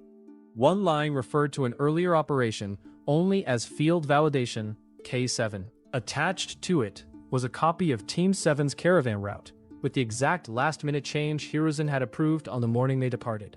There was no neat confession, explaining every payment or naming Danzo in full. There was something more useful to an investigator. The same cipher group appeared on the forged order, the caravan route copy, and the exfiltration plan. Someone had treated the ambush and Naruto's abduction as parts of one operational chain. Naruto's hand shook with anger, and the heat inside the seal answered. He shut the folder and forced his breathing back under control. If he started destroying the room, he would be doing Root's purge work for them. He took the active folder, the cipher index clipped beneath it, and 2 current seal logs. Then he turned toward the door. Ren stood there with the half-mask gone. Dust from the collapsed pillar streaked one side of his face, and a shallow cut marked his jaw where flying stone had caught him. His left hand held a short baton wrapped in paper seals. His right held a loop of black wire. A small command seal on his wrist flashed once as he entered. Ren had called for help. Naruto knew that meant the fight had a clock now. Ren moved first. The baton struck for Naruto's shoulder. Naruto slipped inside the arc and drove a palm toward Ren's chest. Ren twisted, let the blow slide past, and snapped the black wire around Naruto's forearm. Chakra vanished from that arm. Ren expected him to recoil from the suppression effect. Instead, Naruto used the wire to drag both of them closer and threw a knee toward the ribs. Ren blocked with his hip and hit Naruto behind the ear with a baton. The world flashed. Naruto staggered into the desk. Ren kicked the back of his knee and forced him down. A suppression tag slapped against Naruto's shoulder. Half his chakra flow dulled again. Ren reached for the folder under his shirt. Naruto drove his forehead into Ren's face. The crude attack bought the space he needed. Ren stepped back with blood running from his nose. Naruto tore the shoulder tag away before the seal finished binding. Skin came with it. Pain burned down his arm. He created a shadow clone. Only one appeared. The clone rushed straight in. Ren destroyed it with the baton, and did not see the real Naruto kick the desk sideways. Wood slammed into Ren's legs. He jumped over it, which was exactly what Naruto wanted. The room was too small for Ren's wire when both of them were on the ground. In the air, he gained space. Naruto threw one of the empty scroll cases at his face. Ren knocked it aside. Naruto came behind it. His fist missed by an inch. Ren landed, pivoted, and drove the baton into Naruto's ribs directly over the half-healed caravan wound. The pain was immediate and sickening. His breath disappeared. Ren swept his feet and sent him onto his back. For several seconds, Naruto could not move. Ren stood over him and said Tsunade had made him talented, but talent without obedience was only another danger to Konoha. Naruto heard the words through the pounding in his ears. Something about them made the pain easier to think around. All his life, people had tried to define strength for him. Tsunade had never asked him to obey because she was stronger. She had made him practice things he hated and follow rules he disliked, but she always explained what those rules were meant to protect. Kakashi had failed Team 7 repeatedly until they understood the mission. Iruka had marked wrong answers wrong, even when Naruto hated the score. Ren wanted surrender, a kind of obedience that left no room for judgment. Naruto rolled away as the baton came down. The weapon cracked the floor. Naruto got one foot under himself and retreated into the corridor. That was also deliberate. The records room favored Ren. Too many shelves. Too many documents Naruto could not risk destroying. The corridor favored the suppression wire because it limited movement. But Naruto had seen something while escaping from the original chamber. The floor seals continued through this section of the facility. Most were inactive now because the main pillar had fallen. A secondary suppression strip glowed faintly at the next junction. Ren knew the facility. He knew exactly where the strip began, and kept Naruto on the wrong side of it. Naruto let him. They exchanged 3 short attacks. Naruto threw a jab. Ren redirected it and tagged his wrist. Naruto kicked low. Ren checked the kick and snapped the wire around Naruto's ankle. Naruto tore free, but the seal contact weakened his leg. Ren's technical skill was better. He wasted less movement. He understood suppression equipment as naturally as Naruto understood balance drills. Naruto could not beat him by pretending otherwise, so he stopped trying to win each exchange and started collecting information instead. Ren always shifted his weight to the rear foot before throwing the baton across his body. He kept the wire hand farther back after Naruto had used it to pull him close. Most important, Ren trusted the glowing floor strip completely. Every time Naruto neared it, Ren became more aggressive because he knew one step backward would weaken Naruto's chakra. Naruto let that confidence grow and missed a block on purpose and took the baton across the shoulder. He stumbled onto the edge of the suppression strip. The seal pulled at his chakra. Ren advanced. Naruto gave ground for 2 measured steps, and the strip brightened beneath him. Ren struck Naruto's side again. Naruto dropped to one knee. The pain was real. So was the exhaustion. His clones had already cost him. Suppression had been chewing through his reserves since he arrived. Blood from his torn shoulder ran down his sleeve. Ren saw exactly what Naruto wanted him to see. A boy at the end of his strength. He stepped onto the junction point where the secondary strip met an older carved line in the floor. Naruto looked down. It was the same loose tile his right clone had felt on the way to the records room. The seal crossed directly over it. Ren raised the baton. Naruto gathered chakra into his right fist, drawing an immediate reaction from the suppression strip. Ren saw the glow and accelerated. Certain Naruto had made a desperate mistake. At the last instant, Naruto redirected the release through his left hand and into the loose tile. Stone fractured beneath his palm, splitting the carved line. The suppression strip went dark under Ren's foot. Ren's eyes widened as Naruto's full chakra flow returned. Naruto rose from one knee with every lesson Tsunade had forced into his body, keeping his feet under his hips and his shoulder loose so the punch stayed short. He released the chakra only when his fist made contact. His fist struck Ren just below the sternum. The impact lifted the older shinobi off his feet and drove him into the wall. Stone cracked behind Ren's back. He dropped unconscious before he reached the floor. Naruto stayed in his stance for a second longer because his body had not yet understood the fight was over. His legs nearly folded afterward, and he caught the wall while the cost of that single accurate hit caught up with him. Tsunade would still complain about the damage to the corridor. Naruto took Ren's wire and used it to bind his wrists. Then he returned to the records room and secured the folders inside a cloth evidence bag he found beneath the desk. The alarm continued to pulse red through the facility. Naruto followed the strongest draft toward what he hoped was an exit. He encountered two more root operatives near a stairwell, the first response to Ren's wrist signal. Most of the remaining personnel were already moving toward purge stations and the eastern tunnel as the facility shifted into evacuation procedure. Naruto did not fight the two in front of him fairly. One shadow clone ran directly at them carrying an empty records box. Both operatives moved to protect the documents they assumed were inside. Naruto came through a side doorway, broke the floor behind them with a short strike, and dropped both men into a storage trench used for old seal plates. He shoved a metal rack over the opening. Then he kept moving. He reached a heavy security door and discovered it was locked from the other side. Naruto looked for exposed hinges and found none on his side.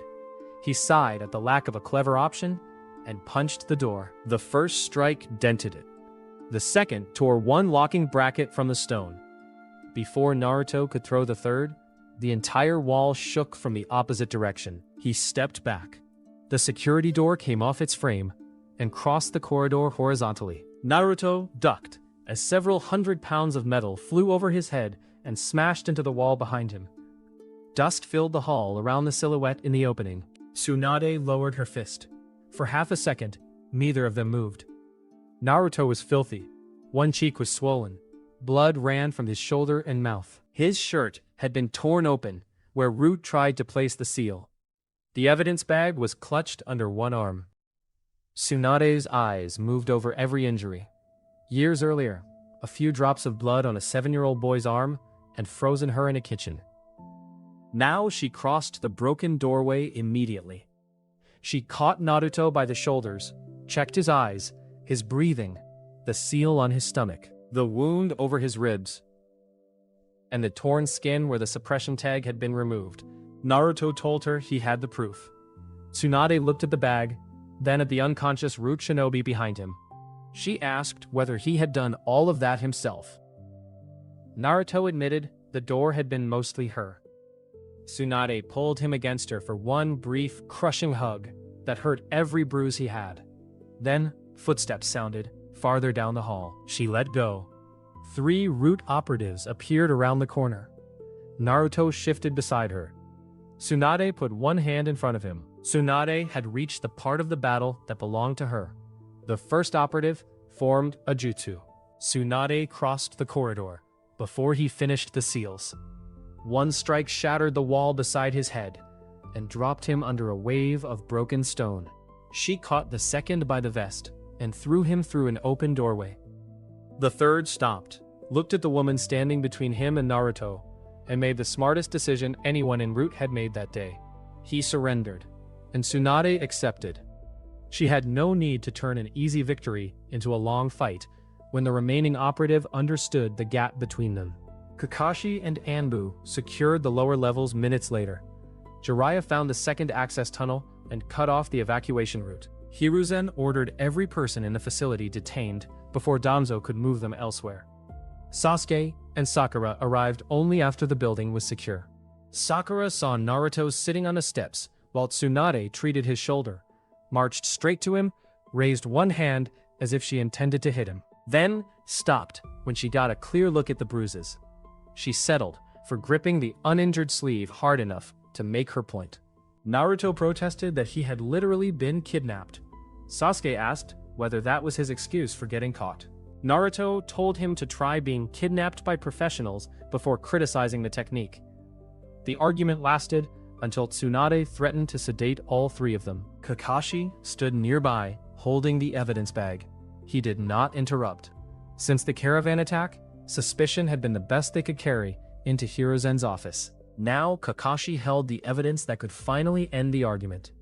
Danzo was summoned to the Hokage Tower before sunrise. He arrived under Anbu escort. By then, Hiruzen's people had stripped the lower facility of anything that could be moved, and documented what could not. Construction records finally explained how Root had hidden so much beneath a medical building. Annex 3 had been built over a wartime civil defense bunker that was officially condemned after a partial collapse. Years later, Root had reopened the lower rooms from an external service tunnel, repaired only the sections it needed, and kept the medical annex above as camouflage. The receptionist desk hid the internal entrance. Supply runs had come through the eastern tunnel, not through the clinic. A forged maintenance notice had canceled the clinic's appointments that morning and reassigned its civilian receptionist, which explained why Naruto found the front room empty.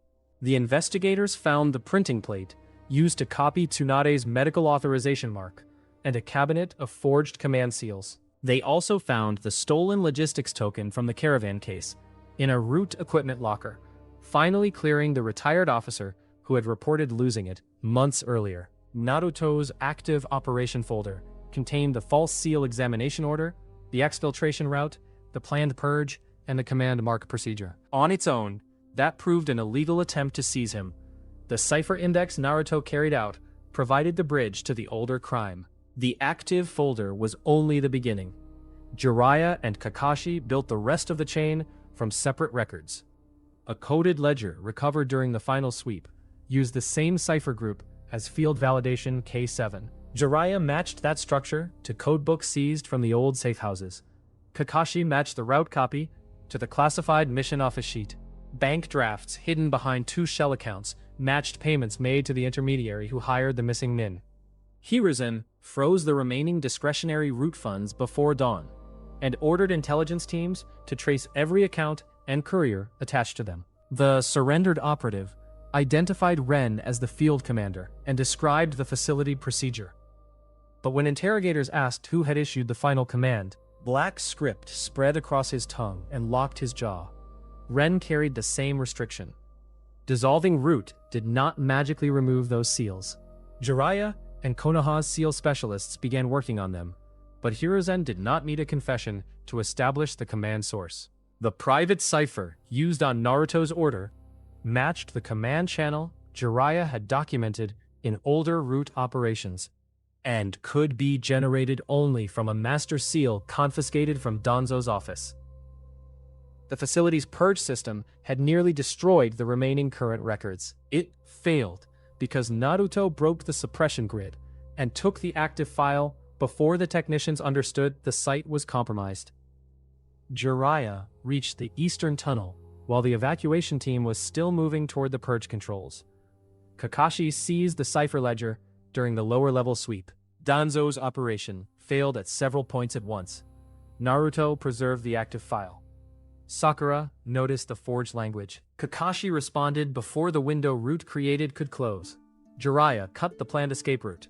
Hiruzen froze the organization before evidence could be moved elsewhere. The seized archives did not solve every older question. Hiruzen found no complete record explaining Shisui Uchiha's disappearance. One safe house inventory from the same month contained a deliberately removed file slot and a reference number that no longer existed. Enough to justify deeper suspicion, but not enough to state what had happened. Itachi was briefed in a secure room and allowed to review copies related to Shisui. The case remained open instead of being quietly forgotten. The council chamber had been repaired since Tsunade split its table 12 years earlier. The replacement collected fresh dents that morning under her fingers while she listened. Danzo answered the evidence with argument rather than pleading. He admitted that Root had maintained contingency plans for Naruto and defended the suppression research as necessary. With the payment chain and field validation K7 in front of him, He stopped denying that the caravan ambush had been engineered as a test. He claimed the hired shinobi had exceeded their instructions and turned a controlled provocation into an unacceptable risk. Tsunade stood so quickly, her chair struck the wall. Hiruzen stopped her with one raised hand. The old Hokage asked whether civilians carrying medicine had ever been acceptable test material. Danzo answered that Konoha's survival required knowledge of how its Jinchuriki responded under realistic pressure. He said Naruto's attachment to Tsunade had always made objective training impossible. Tsunade's voice stayed level when she answered. Naruto had been injured, suppressed, isolated, and deliberately pushed toward the Nine Tails. He had still chosen restraint. Danzo's own operation had produced the strongest evidence against his philosophy. The boy he called weak because of attachment had resisted the fox because he had something worth returning to. Danzo argued that one successful child did not invalidate the needs of a village. Hiruzen answered that the village did not exist by turning every child into equipment. The decision had already been prepared. Danzo was removed from every command position in Konoha. Root was dissolved by direct Hokage order. Its personnel were transferred to Anbu Review, regular units, medical evaluation, or detention, depending on what each investigation found. All known Root facilities became Hokage property. Danzo's communication seals were confiscated. His residence and movements were placed under permanent Anbu surveillance, and he was forbidden from directing shinobi operations of any kind. Several advisors wanted a public trial. Hiruzen refused to expose the details of Naruto's seal, foreign Jinchuriki intelligence, and the village's security procedures in open court. Instead, Danzo was placed under guarded internal confinement, while the remaining crimes were investigated under classified tribunal.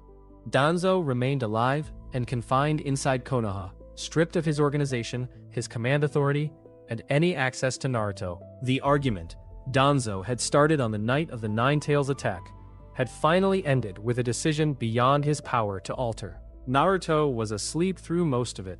Tsunade had made sure of that.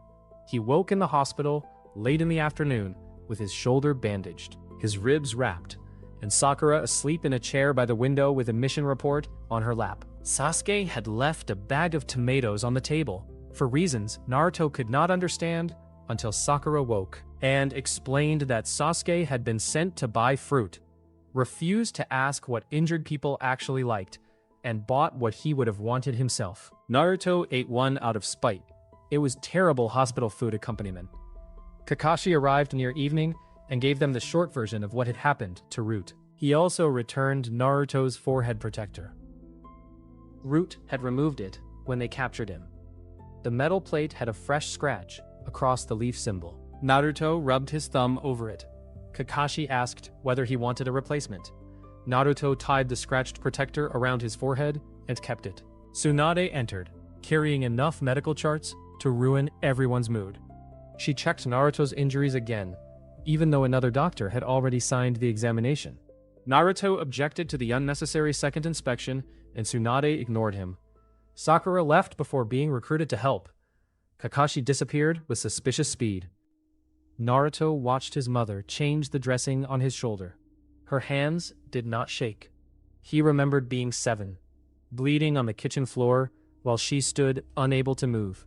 Tsunade remembered it too. He could tell from the way her mouth tightened when she saw him looking. Neither mentioned the old kitchen accident. The change was already visible in the steady way her hands worked now. A week later, Hiruzen called Naruto to the Hokage office with Tsunade, Kakashi, and 2 council witnesses present. The meeting was more formal than Naruto liked. Hiruzen read an order clarifying Naruto's status under village law. He was a registered shinobi of Konoha, assigned through the same mission structure as other genin. Special security measures related to the Nine Tails could be imposed only by the Hokage under documented conditions. No department or advisor could claim custodial authority over him. His guardianship remained with Tsunade until adulthood. His service obligations were those of a shinobi, while village law recognized him as a person with rights. Hiruzen also changed the procedure that Root had exploited. Any emergency order requiring Naruto to leave his assigned team for a SEAL examination now needed 2 independent authentications. One from the Hokage's office, and one from Tsunade, Jiraiya, Shizune, or a named SEAL specialist. A paper seal alone was no longer enough. If the order required isolation, the receiving specialist had to confirm it through a live messenger, summon, or matched response code before Naruto moved. The same 2-source rule was extended to other high-risk transfers involving classified prisoners or Jinchuriki intelligence. Naruto listened carefully through the entire statement. Then he asked whether this meant he could go on missions again. Hiruzen sighed, while Tsunade laughed beside him. The answer was yes, after medical clearance. Naruto immediately asked Tsunade for medical clearance. She told him to try again when he could raise his left arm above his head without making that face. Naruto insisted he was not making a face. Everyone in the room could see the face.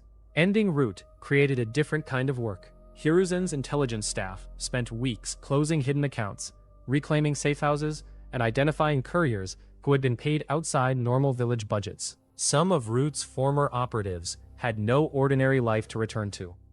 Hiruzen assigned teams to identify children and young shinobi who had been raised inside the organization. Some could transfer into Anbu after evaluation. Others had never lived outside controlled compounds and needed years of support the village had never thought to provide. Tsunade took that problem personally. She had already been spending more time in Konoha's hospitals since Naruto's childhood. After the Root investigation, she finally accepted an official position leading the medical corps. She refused the Hokage hat when one administrator jokingly suggested Hiruzen might enjoy retirement. Hiruzen was still alive and remained Hokage, so Konoha had no vacancy to fill.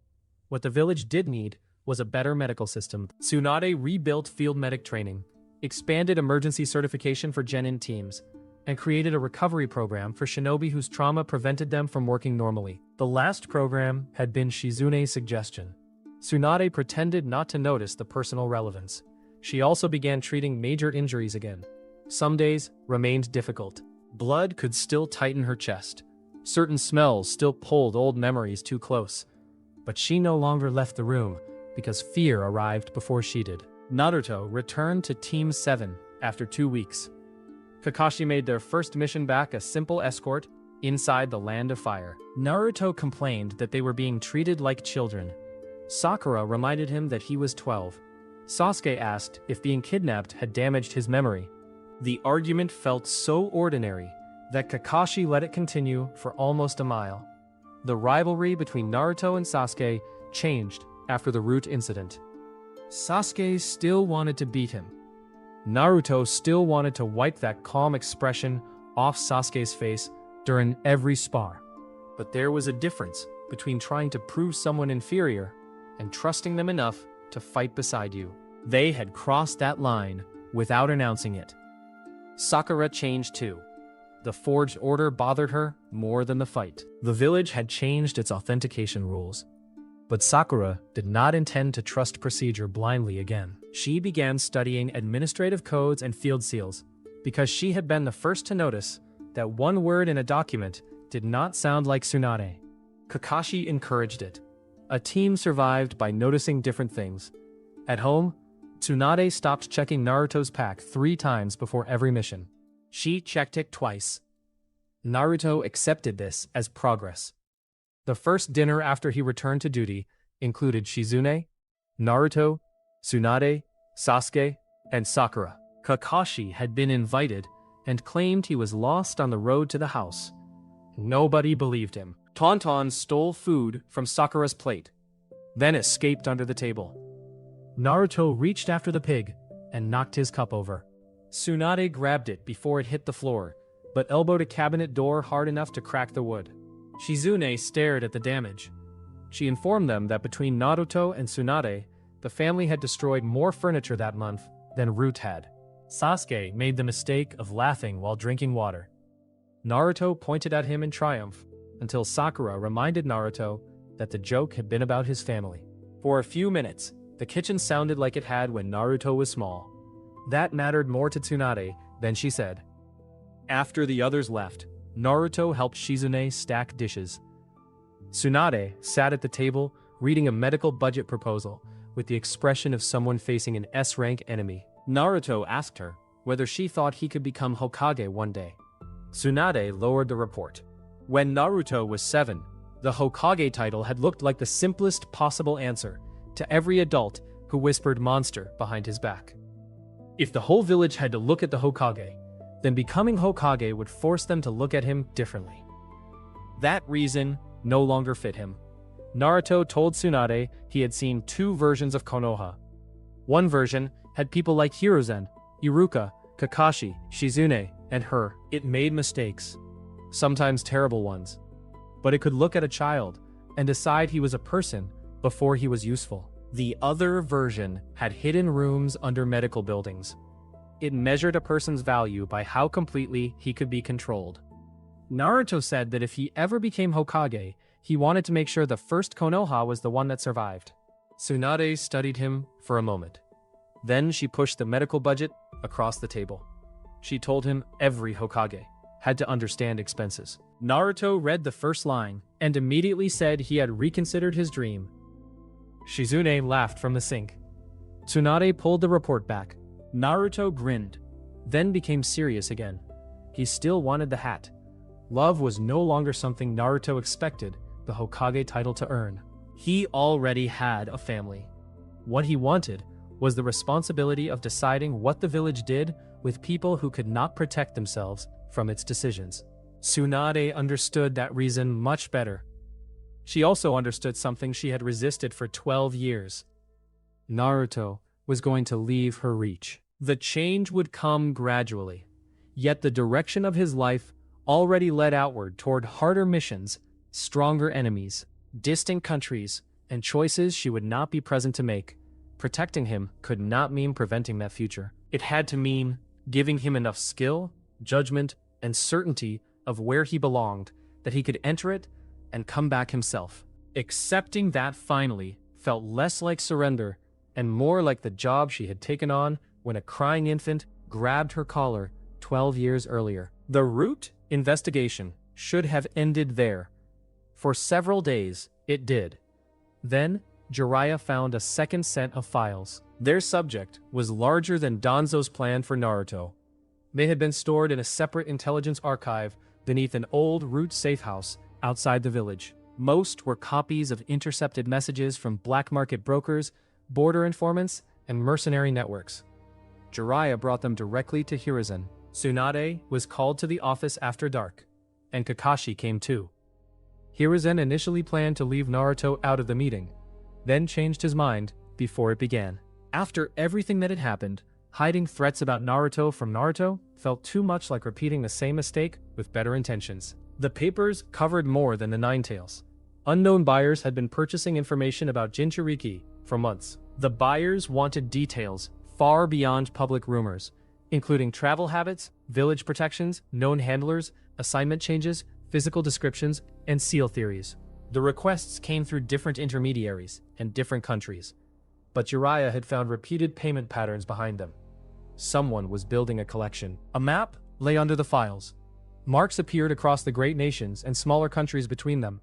Some corresponded to Jinchuriki, whose identities were known to Konoha's intelligence network. Beside 2 of the marks, a short note had been added stating that the current location was unknown.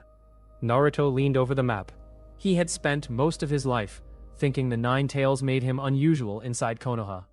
The map reminded him that he was part of something much larger. Other people carried tailed beasts. Other villages had made their own decisions about whether those people were children, soldiers, weapons, or something in between. Now, someone outside Konoha was searching for them. The foreign search existed independently of Danzo. The files suggested Root had noticed the purchases and kept them secret, possibly because Danzo intended to use the danger as another argument for taking control of Naruto. His motive had lost its relevance now that the buyers were real and still active. Hiruzen ordered Jiraiya to trace the buyers. Kakashi was told to review Team 7's future missions with the assumption that Naruto's identity might already be known outside the village. Tsunade asked for copies of every seal-related report. Naruto looked at the marks on the map until she placed a hand on his shoulder. He expected another attempt to cancel his missions. Instead, she asked when Team 7 trained next. When Naruto gave her the day, Tsunade told him they would begin earlier.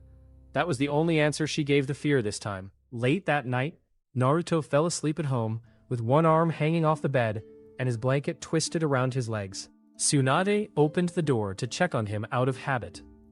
She saw the forehead protector on the table, the fresh scratch still crossing the leaf symbol, and the training notes Naruto had abandoned on the floor. She picked up the notes and placed them beside the bed. Then she stopped herself before fixing the blanket. At 12, Naruto could survive one crooked blanket without her help. Tsunade closed the door and went downstairs. Far beyond the walls of Konoha, another room was lit by a single oil lamp. A traveler in a dark cloak opened a sealed packet that had changed hands through 3 countries. The first page showed a blonde boy wearing a Konoha forehead protector. Naruto Uzumaki, Jinchuriki of the Nine Tails, protected by Tsunade. The traveler set that page beside several others, different faces, different villages. The same kind of file. A finger stopped on Naruto's photograph for only a moment before moving to the next name. Konoha had won the fight over who owned Naruto's life. The rest of the world had only just learned where to look for him.